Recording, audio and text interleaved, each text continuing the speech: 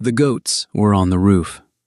Not all 37 of them, but a good half-dozen, their neat black hooves finding purchase on the weathered shingles of the forgotten house. They stood silhouetted against a sky the color of a fading bruise, munching placidly on the last tenacious vines of kudzu, as if they were grazing in a meadow tilted toward heaven. Down in the town of Harmony Creek, this was considered the final proof of Elspeth Mayhew's madness. To buy the kudzu heap for back taxes was one thing, a fool's errand, but understandable in a woman alone, new to the territory and clearly touched by some distant grief.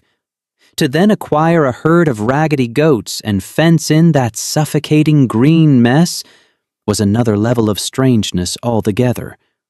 But to have those same goats, months later, reveal a whole house that had been swallowed by the vine, and then to let them climb upon its very roof, that was an act of profound and pitiable insanity. They said she was not just living with animals, but had begun to think like one. They said the sun had cooked her wits. They said it was a shame, a young woman with no people to guide her. They watched from the road, shaking their heads, their judgment as solid and unyielding as the baked summer earth. What they did not yet know was that the roof beneath the goats' feet was sound, its timbers solid oak, and that inside the house, in the cool of the stone-lined cellar, Elspeth Mayhew was counting. She was doing the arithmetic of survival, and for the first time in a very long time, the numbers were beginning to sing a song of hope. The goats on the roof were not a sign of madness. They were a declaration of victory. 2 springs earlier, Elspeth had arrived with one small trunk and a silence that seemed to cling to her like road dust. She did not speak of where she had come from, only that she was looking for a piece of land to own for herself. In the land agent's office, Silas Croft had shown her the proper parcels, the neat squares of prairie pasture or bottomland with creek access, all priced for men with families and futures. He had a salesman's smooth sympathy, his voice oozing a condescension keyed precisely to what he saw. A woman alone, with a small purse and a large, unfocused sorrow in her eyes. She listened politely, her gaze distant. When he was done, she asked about the parcel no one ever asked about. Lot 78, the kudzu heap. Croft had laughed, a dry little puff of air. Child, that's not land. It's a problem. 70 acres of it. They say a man named Abernathy built a place in there 30 years ago, and the vine just ate it. Ate his fences, his barn, and finally his will to live. It's worthless. You'd do better to sleep in the street. But Elspeth had seen it from the wagon road, a rolling hill cloaked in a single, monstrous green blanket. A place so thoroughly conquered by one thing that it seemed to have a presence, a personality. It was a place as consumed by its past as she was by hers. "I'll take it," she'd said, her voice quiet but firm. The price was little more than the owed taxes. Croft sold it to her with the weary air of a man selling a bottle of poison to a suicide, taking her money with a small, pitying shake of his head. The town's verdict was swift and merciless. She was a fool. A poor, lonely fool who had bought herself a grave and would spend the rest of her short, miserable time in Harmony Creek trying to dig her way out. Elspeth walked the boundary of her new property the next day. The word walk was not quite right. It was a struggle, a battle. The kudzu was not merely a plant. It was an architecture of smothering. Its vines, thick as a man's wrist, twisted into dense, python-like ropes that coiled over everything. Its broad leaves formed a canopy so thick that the ground beneath was in a perpetual, humid twilight. She could not see the lay of the land, could not find a single landmark beyond the occasional skeleton of a long dead tree, its branches draped in green like a forgotten corpse. She pushed through a wall of leaves and felt the ground give way, tumbling into a hidden depression, the air knocked from her lungs. Lying there, staring up at the suffocating ceiling of green, the town's judgment echoed in her ears. Fool. For a long moment, she felt the weight of it, the sheer impossibility of the task. It was a living ocean, and she had no boat. She had traded her small inheritance, the last tangible piece of her past life, for a vertical swamp. Doubt, cold and sharp, pierced the humid air. She was one person, alone. She was about to climb out, to walk away and never look back, when a voice drifted through the leaves. "You find the bottom of it, little miss?" An old man stood at the edge of the property line, leaning on a fence post that marked the beginning of his own neat, sensible pasture. He had a long, white beard and eyes the color of a winter sky. This was Mr. Johansen, her nearest neighbor. He did not mock. His gaze was steady, curious. Elspeth brushed herself off, her face hot with shame. "I think I might have," she admitted. He nodded slowly, stroking his beard. He looked at the wall of green not as an enemy, but as a puzzle. "My father, back in the old country," he said, his voice a gentle rumble. He would say, "You do not fight the flood with a bucket. You find where the river wants to go. This," he waved a gnarled hand at the kudzu, "this is a flood, a green one." He squinted. "But every trouble has a tool made just for it. The right tool for the right trouble, little miss. And patience. God does not hurry, but he is never late." That afternoon, he brought over a thermos of chicory coffee and 2 tin cups. They sat on a fallen log at the edge of her property, staring into the green maw. He asked her no personal questions, did not pry into the sorrow that shadowed her eyes. He spoke only of the land. "That vine," he said, "it is hungry, always hungry. So you must find something hungrier." He told her about goats, not the fine, fat dairy goats that gave quarts of sweet milk, but the tough, scrawny, brush-eating kind, the ones with fire in their bellies and no sense in their heads, the kind of animal that saw a wall of thorns and saw a feast. "They will eat it down to the dirt," he promised. "They will climb to get the last leaf.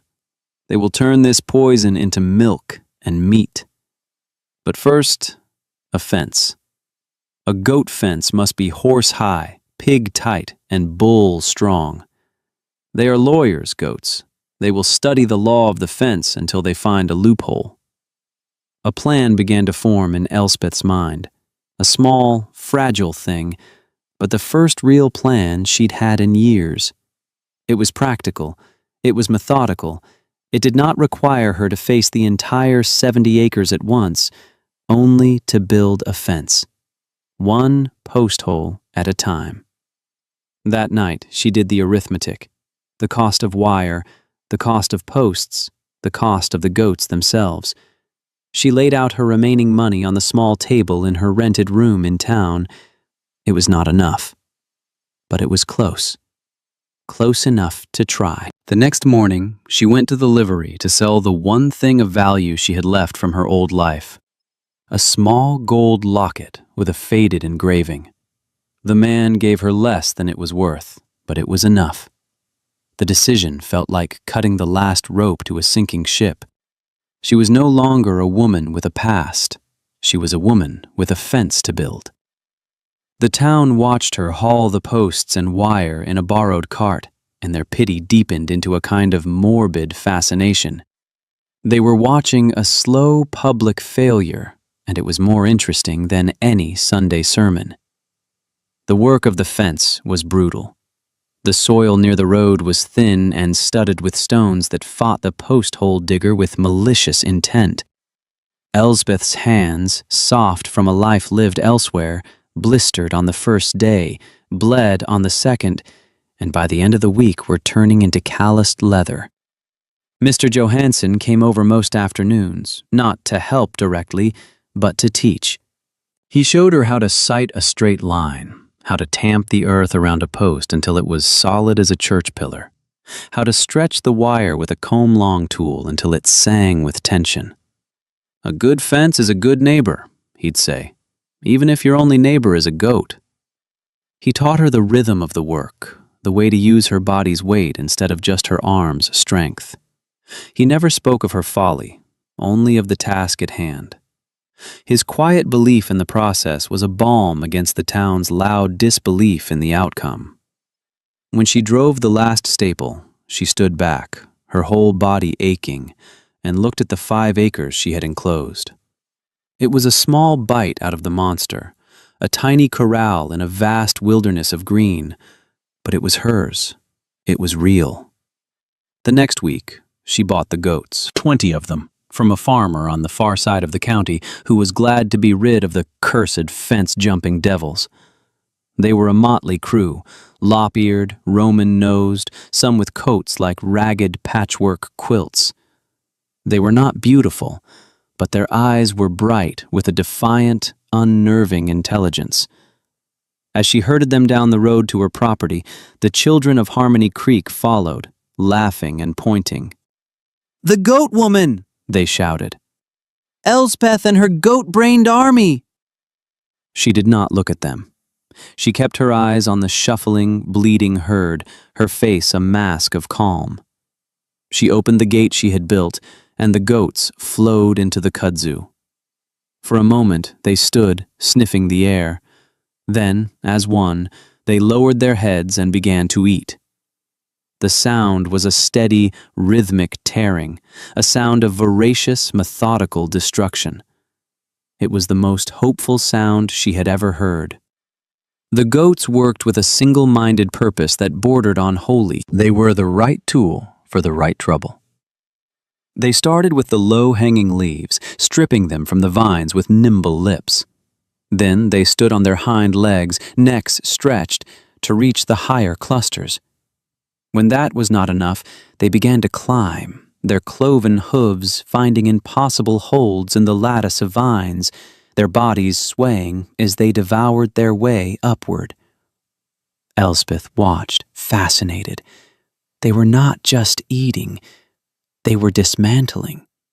They ate the leaves, then chewed the tender green shoots, then peeled the bark from the thicker vines, girdling them.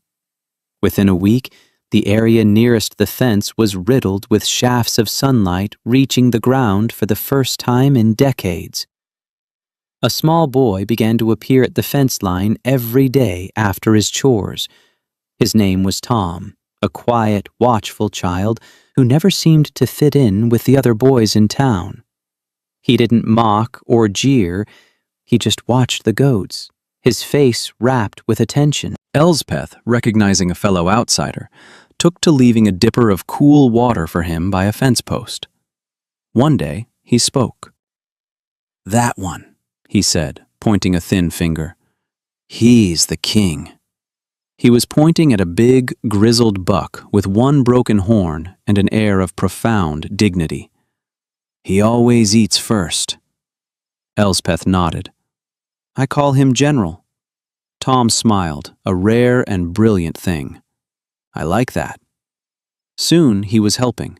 He carried buckets of water, learned to spot a loose staple in the fence, and helped her herd the goats to a new section when they had cleared the first. He had a gift with them, a quiet patience they responded to. He gave them all names: Stonewall, Patches, Shadow, Old Man Hemlock. He spoke to them as equals. For Elspeth, his companionship was a quiet comfort, a buffer against the loneliness.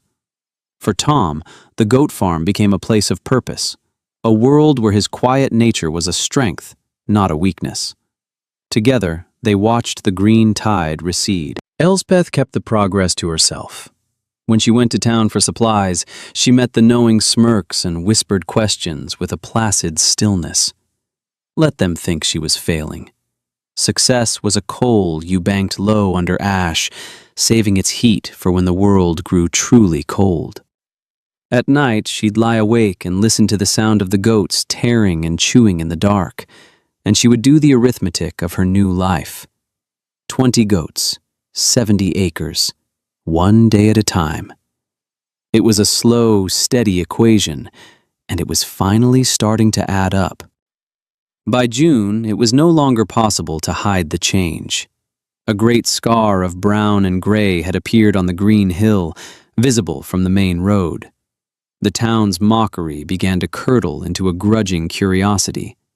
What was the goat woman doing up there?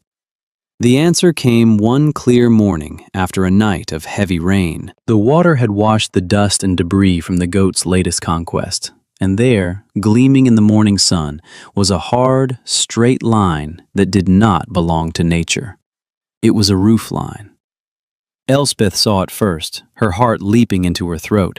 She and Tom scrambled up the incline, slipping on the muddy earth, their hands grabbing at the naked vines for purchase.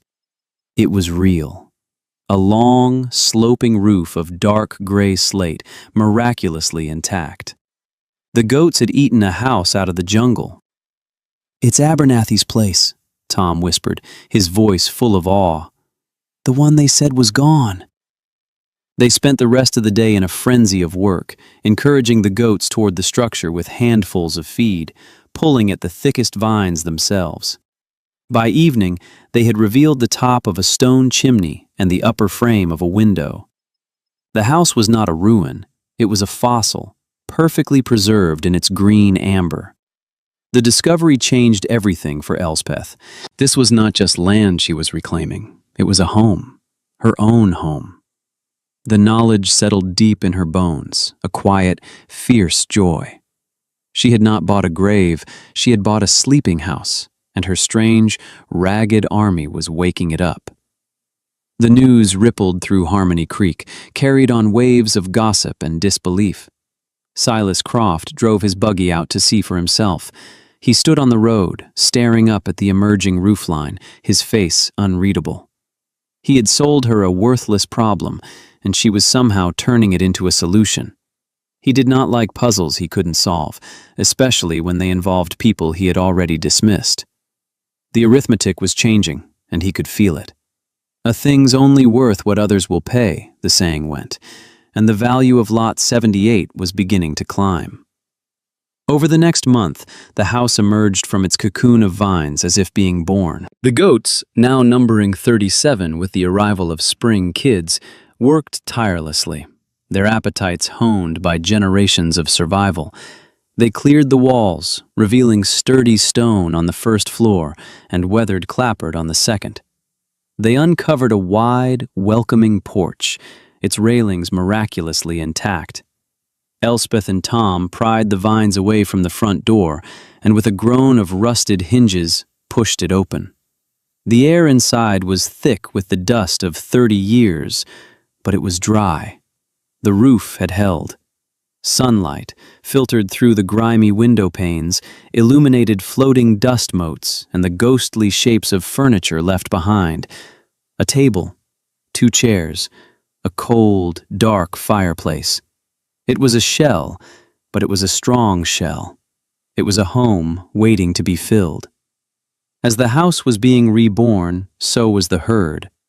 The does were heavy with milk, rich and tangy from their diet of kudzu and wild herbs. Elspeth, remembering a skill from her grandmother, began to make cheese, simple, fresh chèvre at first, pressed in muslin bags and salted. It was delicious, with a clean, earthy flavor that tasted of the wild land itself. One sweltering afternoon, a fancy merchant's wagon threw a wheel just down the road from her gate. The driver, a precise-looking man from the city named Mr. Dubois, was in a foul mood until Elspeth offered him a drink of cool water and a slice of her cheese on a cracker. He took it skeptically, this rustic offering from a woman in a dirt-smudged dress. He nibbled. His eyes widened. He took a larger bite, chewing slowly, his expression transforming from irritation to intense concentration. "Madame," he said, his voice hushed with reverence, "what is this?" "Goat cheese," she said simply. "No, no," he insisted. "This is not just cheese. This is the land." It has terroir. It tastes of the sun and the stone and this green devil vine. It is remarkable. He was a purveyor of fine foods, supplying the best hotels and restaurants in the capital. Before his wheel was even fixed, he had written Elspeth a contract, offering to buy every wheel of cheese she could produce, at a price that made her hands tremble. She now had a home, a herd, and an income. She had faced the mockery and the doubt and the sheer, overwhelming greenness, and she had won. Or so she thought. August arrived like the open door of a furnace. The sky turned a hard, cloudless blue that offered no promise of relief. The creek that gave the town its name shrank to a muddy trickle. The lush pastures of the valley, the pride of Harmony Creek's cattlemen, turned a uniform and disheartening brown. The grass grew brittle, then vanished, leaving behind cracked, dusty earth. The corn in the fields yellowed and withered on the stalk. A deep anxiety settled over the town. Men gathered at the general store, their faces grim, their talk all of water and feed, and the ruinous price of hay shipped in from the east. The drought was a slow, merciless disaster, grinding away at the prosperity and good humor of the community. But on Elspeth's 70 acres, a strange miracle was at work. The kudzu, that hated invader, had roots that ran deep, tapping into moisture far below the surface where the shallow-rooted pasture grasses could not reach. While the rest of the valley burned, her land remained stubbornly, defiantly green. The goats, far from suffering, were thriving. They had an endless buffet. The leaves were a bit tougher, the taste more concentrated, but it was food. It was life. Elspeth watched the valley turn to dust from her porch, a deep unease settling in her heart. Her own good fortune felt like a betrayal of her neighbors. She saw their wagons pass on the road, their prize cattle looking thin and miserable, their horses kicking up clouds of choking dust. The same people who had mocked her, who had called her the goat-brained fool, were now facing ruin. And she, the fool, had water in her well, and a herd that was fat and happy. Mr. Johansen stopped by one evening, his own fields looking as tired as he did. He accepted a glass of water and looked out at the green expanse. "Funny thing," he murmured, "how the thing everyone curses is the only thing that endures. God has a sense of humor, I think. A hard one." He looked at the sky, his old eyes reading the signs. "This isn't breaking any time soon, little miss. It's going to get worse before it gets better." Hunger changes a town. Desperation changes a man. And Elspeth could feel the change coming. A hot, dry wind blowing from the direction of Harmony Creek. Silas Croft saw the drought not as a tragedy for the community, but as a singular opportunity for himself. He had been watching Elspeth's progress with a tightening knot of envy and disbelief. The worthless land he had offloaded for a pittance was becoming the most valuable parcel in the county, and it was owned by a lone woman he had personally dismissed as a fool. It was an intolerable affront to his sense of order. The drought gave him the leverage he needed. He rode out to her farm one afternoon, his horse looking sleek and well-fed in stark contrast to the struggling livestock in the valley. He found Elspeth whitewashing the porch railings of her reclaimed house. She looked different now. The sorrow in her eyes had been replaced by a steady competence. Her hands were rough, but her gaze was direct. She was no longer a victim. Croft dismounted, all smooth concern and neighborly warmth. "Miss Mayhew," he began, his voice like oil on water. "A terrible time for the valley, just terrible. I've been worried about you, out here all alone." She met his gaze and said nothing, simply waiting. Her stillness unnerved him. "A young woman alone," he continued, gesturing vaguely at the fields, "could never hope to manage through a crisis like this. It takes resources, connections. I'm prepared to help you. I'll take this trouble off your hands. I'll give you a fair price for the land, more than you paid, of course, and you can take that money and go somewhere. Easier." It was not an offer. It was a threat wrapped in the language of chivalry. He was leaning on her perceived weakness, the very thing he had misjudged from the beginning. "I'm not selling, Mr. Croft," she said. Her voice was level, without anger or fear. It was a simple statement of fact. He smiled, but it didn't reach his eyes. "Be reasonable, child. You're overstocked. Your animals are destroying the land. There are county ordinances about carrying capacity, especially in a drought. It would be a shame if the assessor had to get involved. A real shame." He had revealed his weapon. He would use the law, twist it to his purpose, to take what he could not buy. He thought her isolated, an easy target. He mounted his horse. "Think on it," he said, and rode away, confident that fear would do the work his money could not. Elspeth watched him go, then turned back to her whitewashing. She was alone, yes, but she was no longer lonely. And she was not afraid. The first to come was Mr. Henderson, a proud, stoic farmer whose herd of prize-winning dairy cows was now down to a half-dozen bony creatures with dull eyes. He stood at her gate, his hat crushed in his hands, his pride warring with the desperation on his face. He had been one of the loudest mockers, a man who had declared publicly that Elspeth Mayhew was crazier than a Bessie bug in a bottle. Now, he could not meet her eyes.